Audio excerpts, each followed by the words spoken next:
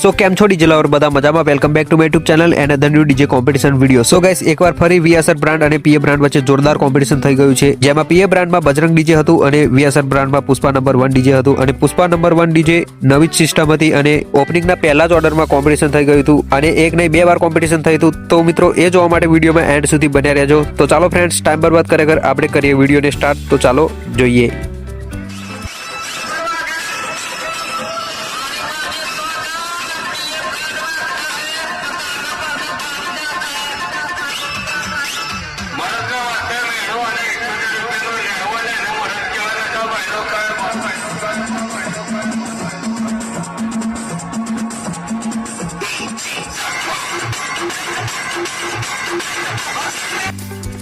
तो गाइस તમે જોઈ શકો છો બજરંગ ડીજે વાગી રહ્યું છે અને સામે પુષ્પા નંબર 1 ડીજે આવે છે અને જેવું જોડે આવશે એવું જ ચાલુ થશે બંનેની વચ્ચે કોમ્પિટિશન। તો મિત્રો વિડીયોમાં બન્યા રહેજો।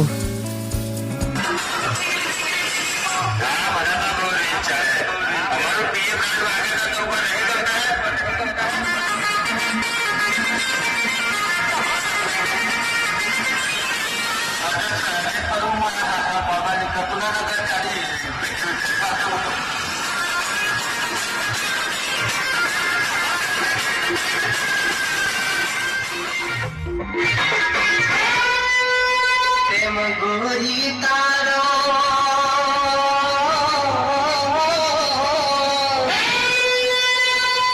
केमल करी भूलाऊं रे